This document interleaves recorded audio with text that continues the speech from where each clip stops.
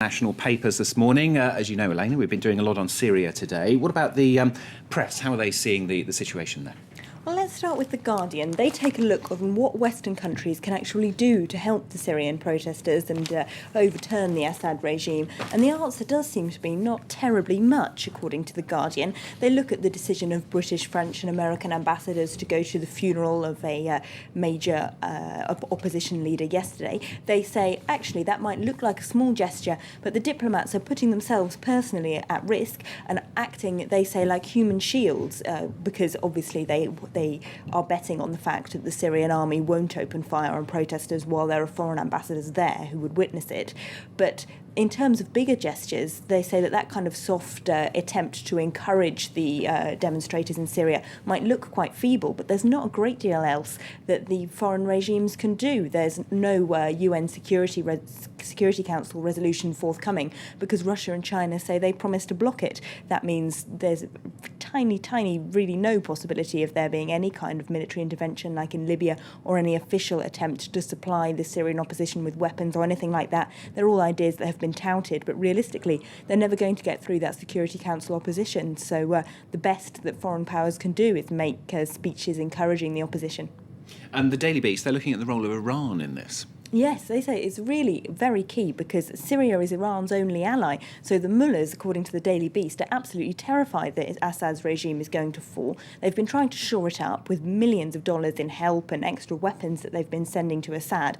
But the piece says that the parallels between the two countries are extremely clear. They're both totalitarian Muslim countries that rule through ideology, even though Syria, of course, is officially secular and Iran terribly religious. The parallels are huge. They say that now that Turkey is supporting the Syrian opposition and there's this movement of democracy going on across the Arab world, the Iranian regime is losing support among the Arab world and with its own people, and they're terrified the revolution will be copied there as well.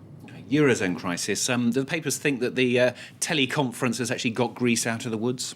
Well, The Independent is scathing about it today. They say it was completely useless and Greece's default is inevitable. They say think of Greece as a patient in intensive care, looking very sickly on a hospital bed, and there's just no hope for it. Its economic indicators are collapsing, the economy is declining by 7% every year, and its bonds are being valued by the markets at less than half of their official value. So they say that the Germans their patience is running out. They won't keep propping up Greece.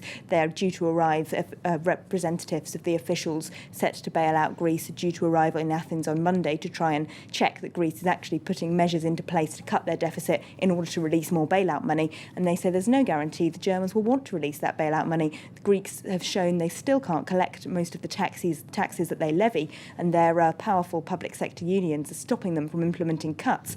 So we've just got to accept it. The Independent says the default's going to come, and it's going to come soon. And what about the German press? What are they saying? Let's have a look at the tabloid Bild. They're furious with the European Central Bank. Their headline says, what on earth is going on with the Euro's guardians? They say the ECB has broken the contract of trust that it entered into with European citizens, especially with German citizens, when the euro was launched. It was meant to be as stable as the Deutschmark. It hasn't been. Those bankers can't be trusted. The Bild says maybe it'd be better for Germany if they just pulled out of the euro altogether and gave up on the whole project, went back to the stable Deutschmark.